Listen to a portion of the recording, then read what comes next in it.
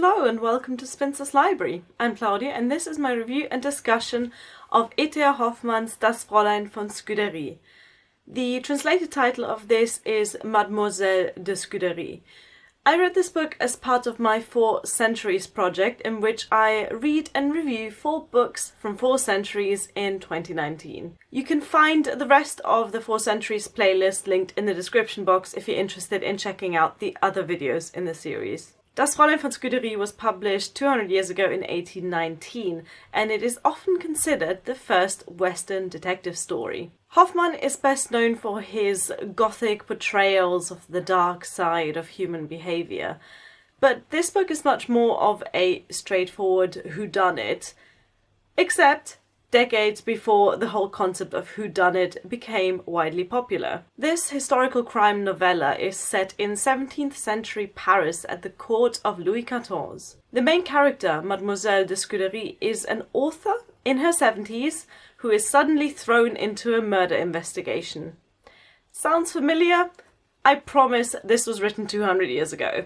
Scuderi is a respectable French spinster who is a regular at the royal court of the Sunshine King.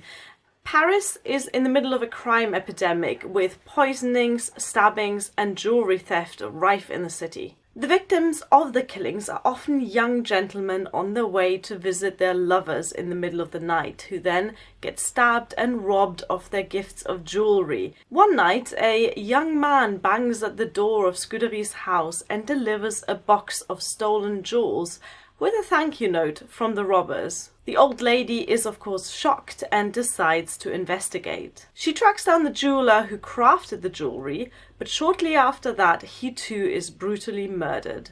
I'm not going to give away any more of the plot than that, because the rest of the story is her trying to find out exactly what is going on here. This sounds like a fairly conventional crime story plot, right? Serial killings, a royal setting, an old lady author investigating murders. There's the arrest of a possibly innocent person and the detective trying to prove his innocence. There are interviews and hidden clues and dark secrets to be uncovered. All pretty conventional. But let's remind ourselves yet again that this is from 1819. None of this was convention at that point. All of these tropes that I've just listed, they weren't even tropes back then.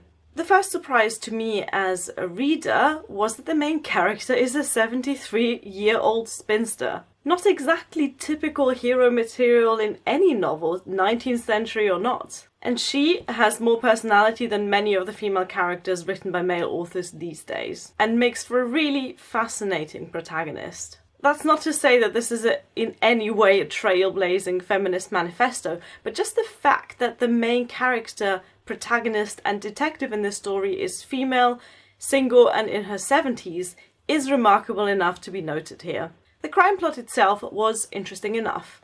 I'm not familiar enough with the genre of crime fiction to have guessed the murderer straight away, but I'm sure you could if you pay more attention to the clues than I did while reading it. The setting was fun to read about. Louis XIV's court of opulence and frivolity is a great background for this whodunit.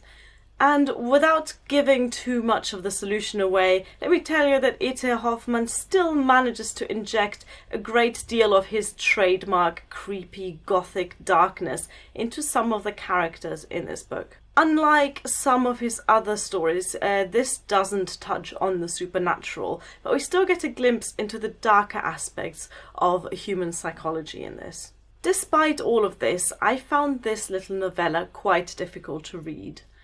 Let me show you why. This book has no paragraphs and no quotation mark to indicate direct speech, and I don't know if it's just my edition of it or if this is every edition, because that's how the original was printed, but this was quite tiring on the eye and on the brain, so I could only read it in short amounts. I feel like I would have enjoyed it much more as an audiobook with a narrator making the direct speech much more easy to pick up on. The language is predictably quite archaic, and this isn't something that you may notice if you're not reading this in German.